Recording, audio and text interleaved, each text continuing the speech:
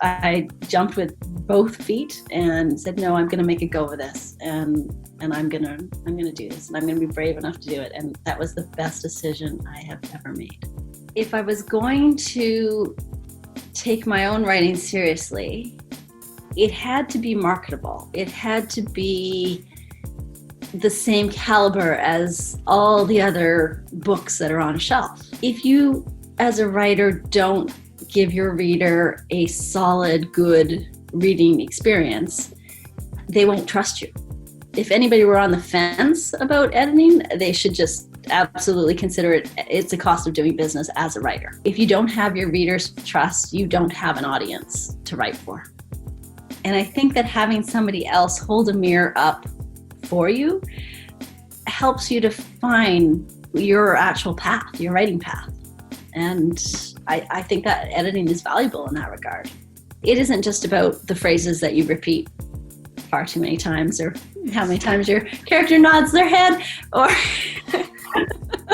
or anything like that. It's also an editor helps show you how you actually view the world. I was actually worried that my voice would be edited out. I thought that it would just get lost in the editing process. And I actually didn't know how I would advocate for it. I didn't think I had the words to actually say, but that doesn't sound like me. That was my biggest worry. The first thing that was confirmed for me was that a good editor maintains an author's voice. That was key. And I probably wouldn't have gone forward with other books with you if my voice hadn't been maintained. My favorite thing is in the whole editing process is when we get to have that developmental editing chat.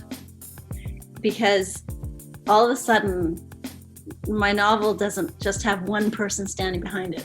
It has two. Joining with another person who is just as invested in the story.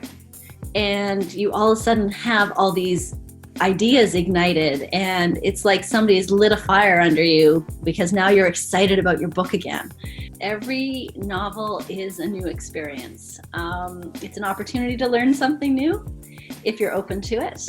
Every time you go through editing, you build your skill set and you become a stronger writer. And that is an education like none other. I couldn't have learned that getting a degree. I would have learned different things and different skills for sure, without a doubt. But I couldn't have learned how it actually applied to me unless I had you to work with. A great editor works tirelessly and continuously, remaining in the story's corner. The editor will come and fight for the story, even if it means challenging the author, in order to have the story told the way it's supposed to have been told. And I think that is the difference between a good editor and a great editor. You always had the story's best interest at heart, and that is the most important thing. I'm not in a relationship with you just to make sure that I've spelt things correctly and, that it's pretty. It really does come down to what is the purpose of the story, and if we haven't hit it, what can we do to make it clear? It's like any career. You don't just, stumble upon it and become well known as an expert in your field unless you put in the time and the effort and take it seriously and treat it like a business. If you're on the fence about editing, just consider it a business expense and get it done. I can tell you that my books would not be the shape that they're in if Victoria hadn't edited them.